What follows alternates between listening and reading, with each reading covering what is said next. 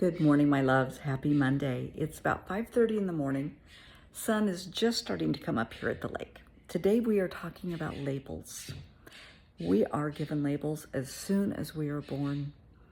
Cute baby, not so cute baby, baby with big ears, baby with a big nose, baby with hair, baby with no hair. And as that child starts to grow older, more labels. So we end up being inundated, covered with labels.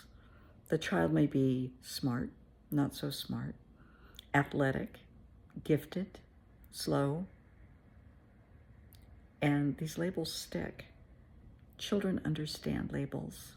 They may not know the words, but they know what's behind those words. When they start school, the labels they are given at home carry over. If they have been told at home they're stupid, they're going to believe it. They're going to live that label. That's the problem. We live the label. So if a child has large ears and people tease them, you know how people can be about physical issues, and they're teased about it, they're going to be more self-conscious of it. It's going to affect their self-esteem, how they feel about themselves, how they look, how they dress. Will they try to cover up the issue? Will they try and make the most of it? Everybody's different. But labels have a lot of weight. You tell a child at home they're stupid, they go to school, they don't even try. You tell the child that they're worthless, they're not even going to try. Why bother? People live the label. You grow older. The labels can be a little more hurtful because teenagers can have a very sharp tongue and they can say very hurtful things to others and to themselves. And those labels stick. You know, a new kid comes into the school, they're labeled immediately. Just like if you start a new job, you're labeled immediately. That label's going to stick. Are you stuck up? Are you a snob? Are you a bitch? Are you a hunk? Or whatever term they use nowadays. Are you athletic? Are you smart, gifted? Are you a great musician? You're going to carry that label with you. Maybe that label isn't so good. Maybe that label has something to do with your parents being poor, a poor family. You're on assistance. Maybe you don't have the nicest clothes. That label's going to stick. I remember a little girl from elementary school that I went to school with. Her family was very, very poor. And I remember the things people said to her. And I always felt so bad for her because her family was very poor. And she didn't even have clean clothes some days. And people would say really mean things to her, but she was a nice person. And I always felt so bad for her. But she carried that label as long as I knew her. And we moved, I don't know, in like 1970, and I never saw her again. And I wonder whatever happened, if she rose above that label, if she tore that label off and assigned her a label for herself that she was worthy of. And as you grow even older, you might become a mom or a dad. Those are labels. And it's so easy to get lost in your label because there's more to you than being a mom and a dad. Because we can be consumed by our label. If you don't have kids, maybe you're a professional person, maybe you're an attorney, a doctor, a nurse. You throw yourself into that label and that's all you're known as, the nurse.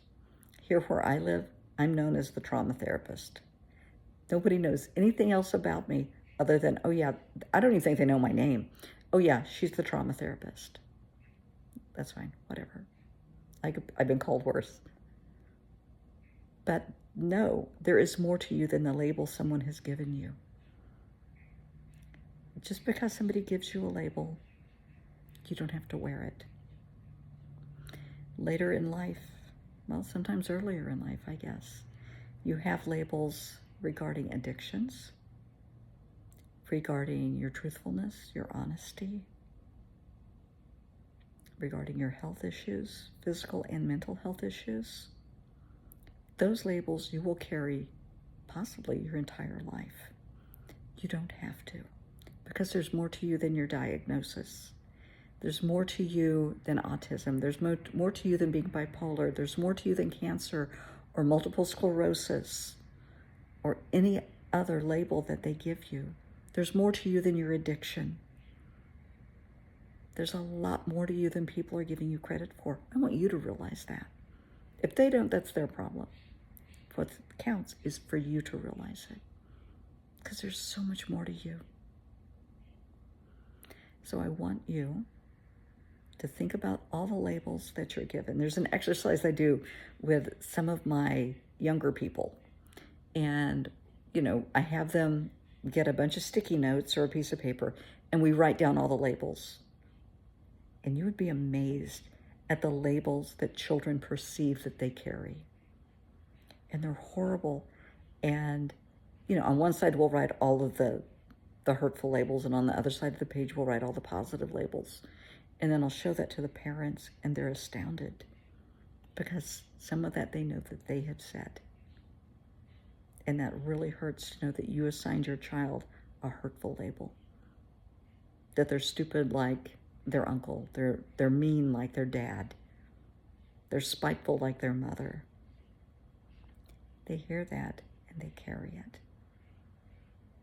You live the label that you were given. Do not give a child a horrible label. Don't carry one for yourself. There's more to you than the label. If you don't like the label, change it. Know your value. Know your worth. So, tear off the old labels. A new label I want you to assign yourself today. Ready? I am wonderful, because I think you are. The next label, I am worthy of respect, because you are. The next one, I am kind, because you are. The last one, I am worthy of love from myself and others, because you are. Know your worth. Destroy the bad labels. Live the labels you want to be known for, because I think you're pretty awesome. That might make a good label.